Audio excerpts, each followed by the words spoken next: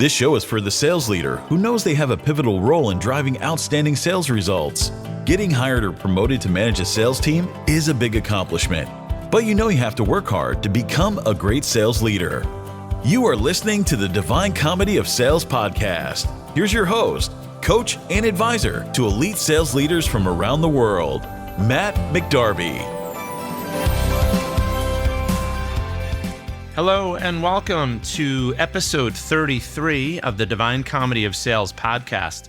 I'm Matt McDarby, veteran seller, leader, coach, and advisor to elite sales leaders all over the world. I'm really excited to have you listening today.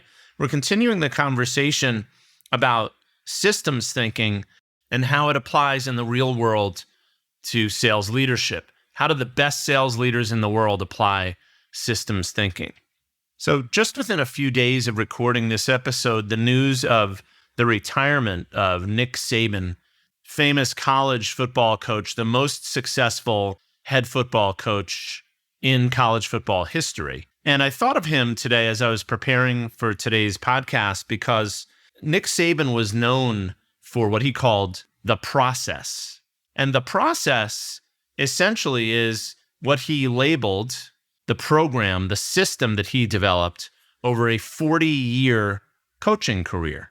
So what does that mean? Why do I bring that up? Well, Nick Saban, arguably the greatest head football coach of all time, relied on his system that he called the process. I know it's a little confusing in business terms, systems and processes, not the same thing, but related. But Saban's process was something that he perfected over many decades. What we can take from that is the Nick Saban in year one of his college football head coaching career probably had a system, a program in mind, but it was nowhere near as refined, nowhere near as well thought out and well tested as it was in year 40, obviously. Why do I mention that? As we talk about systems thinking and how it applies to your role as a sales leader, if you're relatively new to the job or relatively new to the idea of applying systems thinking to your role as a leader, I want to put you at ease that you have time to perfect your system, right? Saban took 40 years to reach the absolute pinnacle of the game. Now, granted, he lost in the college football playoffs, but one of the most admired college football coaches in all of football history. And what does he do? He builds a system that he relies upon. He gives it a name, and he helps thousands of athletes and assistant coaches over the years to understand that system, buy into it, and become active members and contributors to the system.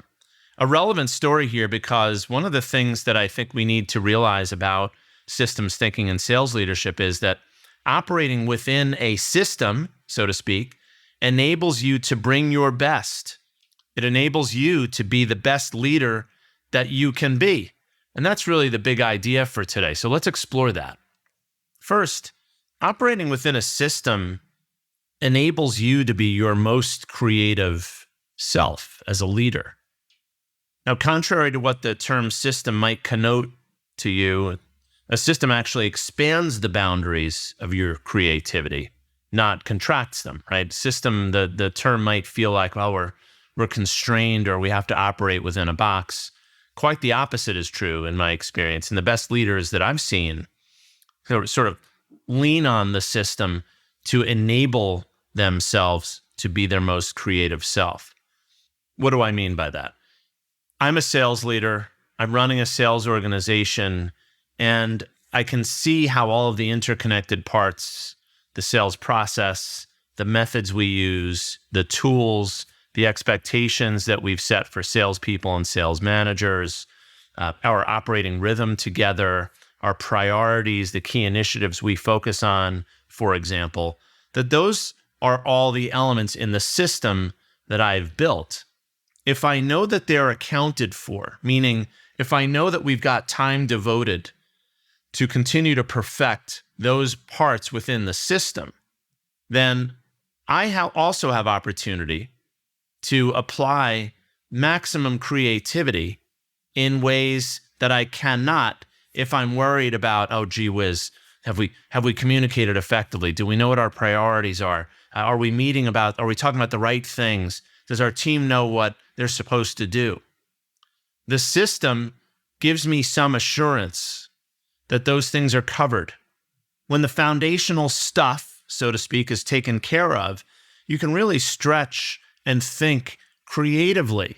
Here's another example. In that system that I was just referring to, those are the key elements of the system that I've assembled as a sales leader in my operation, we know how critical it also is to have a really smart, maybe creative, competitive strategy.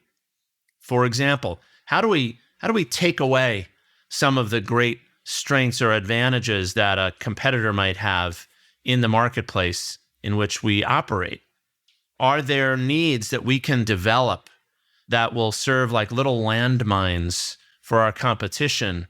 And how can we creatively lay those traps, right? Lay those landmines for our competition so that by the time we arrive into competitive scenarios, our prospective customers already know where our competition is weak without our ever having to say it. That's an example of what I mean by creativity, right? If you don't know that you've got the time to hatch a creative competitive strategy, then there's a really good chance that just goes by the wayside. And you're leaving the task of competing in a creative way up to individual sellers and sales managers. That may be fine when we're talking about your best people, right? Your best performers. But what about the other 80%?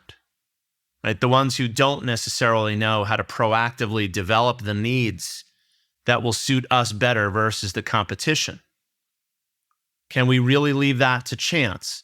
So the point here is the connection between what I'm talking about and operating within a system is if I know that the foundational stuff, how we're using our time, the process that we're using, the methods that we encourage, the way that we're coaching people and developing their skills, the expectations we've communicated to them, were they understood and are they being followed upon? If I know those things are taken care of, I can invest a fair amount of time into providing real leadership, strategic leadership and guidance, and applying creativity to things like competitive strategy, which I find a lot of frontline managers and even leaders of leaders, they don't even have the time to do it. So operating within a system enables that. In a similar way, operating within a system enables you to be the best people leader that you can be. When you know that the important stuff is incorporated into the system, that time is being applied to important activities to follow through on sales process and methods and on and on and on, then you can really tune in to what your people want to achieve and help them get there. So just like it was the case with being your most creative self, being the best people leader, the best developer of people, the one that helps your people achieve the things that they want to achieve, operating within a system does not constrain you from doing that. It enables you from doing that.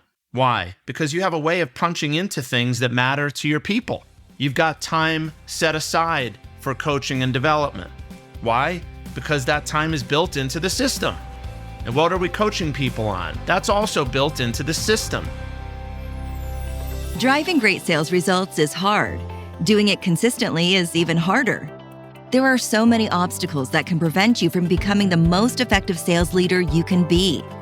Find practical advice you can apply right away by picking up your copy of Matt's book, The Divine Comedy of Sales, at www.divinecomedyofsales.com. How do we set expectations for people? There's 3 critical questions we answer: what, why, and how, right? In order to make a clear connection between the why for each individual member of the team and how they need to operate, you've got to invest a little bit of time tuning into what they want to achieve.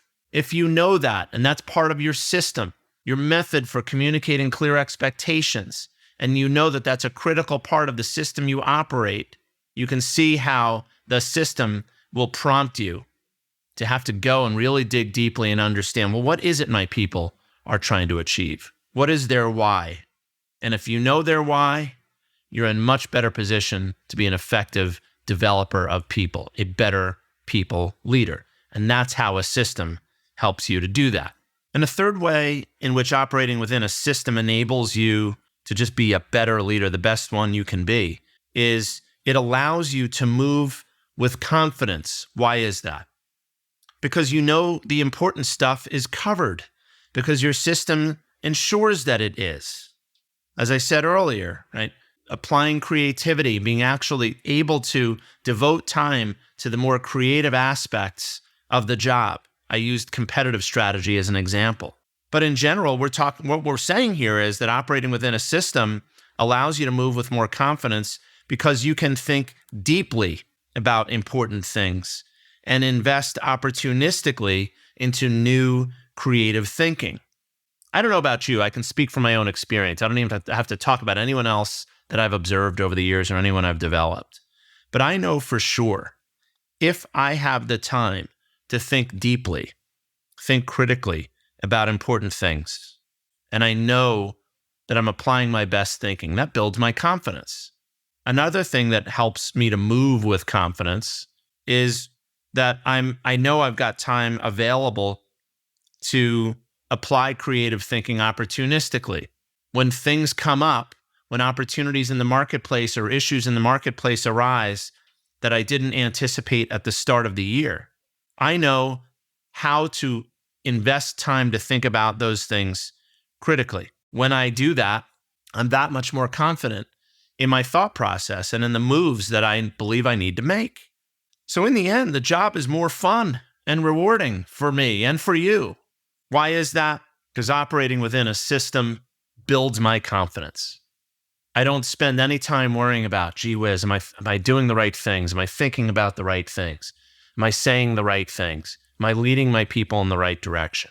I don't have to worry about that because I know I've got those things covered. Why? Because I'm committed to my system. Now, it doesn't mean I'm locked into a way of operating or a way of thinking, but it means that I can move forward confidently knowing that the important stuff is covered. And that's really the point. That's maybe the most important thing for you to remember about why it's important to operate within a system. Now, when I say system, I'll refer you back to the last few episodes and the lessons that we've learned over the interview episodes from last year, that there are many elements to a system. And what I don't want you to hear is complex, right? Oh, there's so many elements, it's complex. No, what we're talking about is committing to a system where we know the big stuff. And maybe it's 5 or 6 key parts. Maybe it's your sales process. Maybe it's your motion to the market. Maybe it's expectations and how they're written into job profiles. Who knows, right? For every organization, for every environment, there are certain elements that must be included in the system. Then there's some elements that are just not appropriate or don't matter as much. So the point is, operating within a system means thinking about not only all of the interconnected parts within your operation, but knowing which are really the most important ones. What are the top 5 or 6 things that I really have to have a great handle on in order to be an effective driver, an effective leader of this sales team or this whole sales organization? So in summary, if I'm doing that, if I'm operating within a system and I identified what are those top few parts that I have to devote my time to that must be addressed as part of our system, then I can be my most creative self as a leader. I can devote time to the creative thinking, frankly, to the fun stuff. Why? Because I know the big important stuff and even the not so fun stuff that's still important is covered.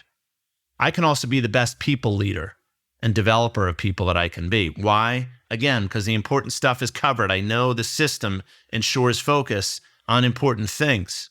One of those important things is tuning in to what my people care about and what they are trying to achieve. It's a critical part of being able to set expectations for them.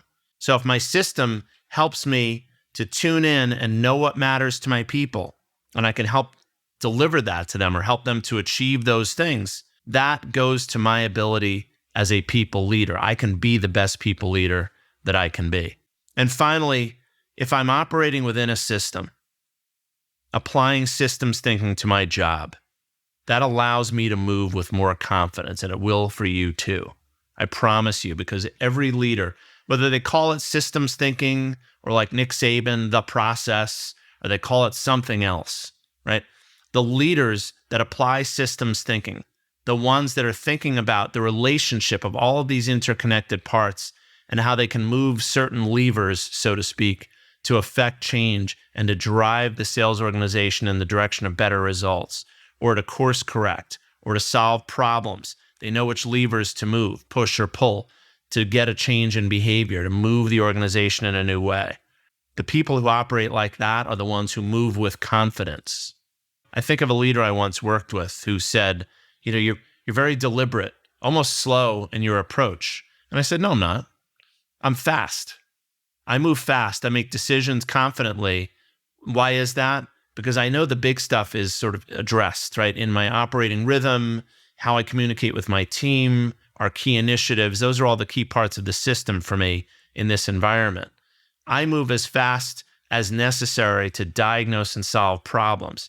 So this may not look like speed to others, especially impatient executives that you might work with or report to.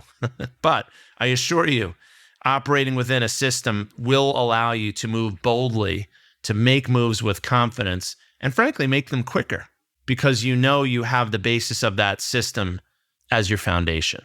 Now, in the coming weeks, in the next several episodes, we're going to be getting back into interview mode, and I'm going to be talking with some really effective and interesting sales leaders, people that are leading sales organizations in different industries. And we're certainly going to be listening for the lessons they've learned, and I'll be asking them questions about how they've achieved what they've been able to achieve. But we will also be digging into questions like, well, what's in your system, right? If you've been really successful as a leader, Miss CSO, what are the key elements, the key parts of that system? What are the things that you really pay most attention to?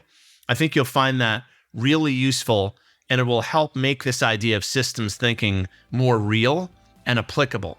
The challenge, as always, will be, how do you take these ideas and apply them to your role as a sales leader? I'm really excited for you to join for those episodes. Until then, this is Matt McDarby, author and host of The Divine Comedy of Sales. Thank you so much for joining. Bye-bye for now.